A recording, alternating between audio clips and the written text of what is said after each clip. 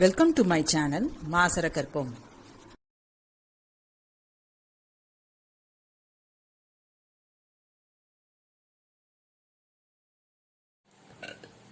Question number 12.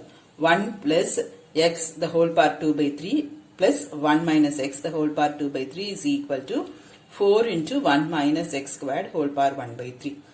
Either vachi throughout in the equation divide pannunga.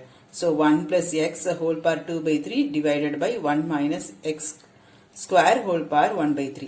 இது என்னன்னு எழுதலாம் 1 plus x into 1 minus x எழுதலாமா a squared minus b squared equal to a plus b into a minus b. அப்போ இது 1 plus x whole power 1 by 3 1 minus x whole power 1 by 3. அதே idea இங்கேயும்.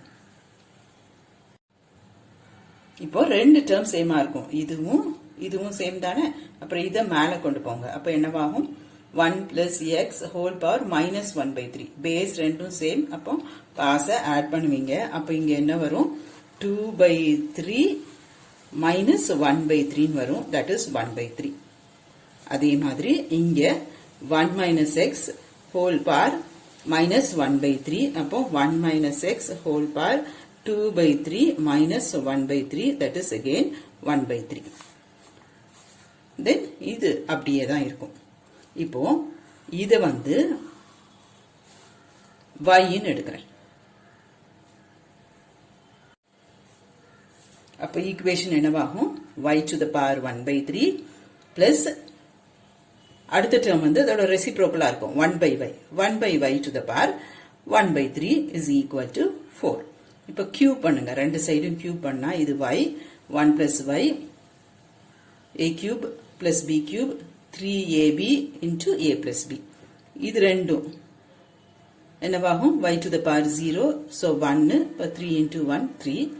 இது வந்து நம்மளோட ஒரிஜினல் question. இது 4 right. அப்போ y plus 1 by y is equal to 64 minus 12 that is 52.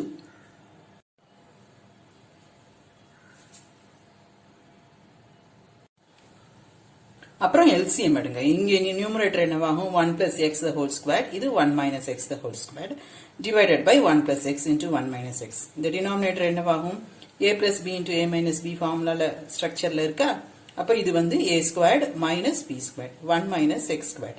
அதை இங்க கிராஸ் மல்டிப்ளை பண்ணு. இங்க ஸ்கொயர் பண்ணா என்ன வரும் 1 plus 2x plus x squared. இது ஸ்கொயர் பண்ணும்போது 1 minus 2x plus x squared.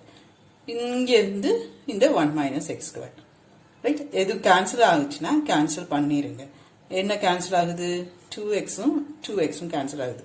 1 plus 1 வந்து 2 then x squared plus x squared வந்து 2x squared.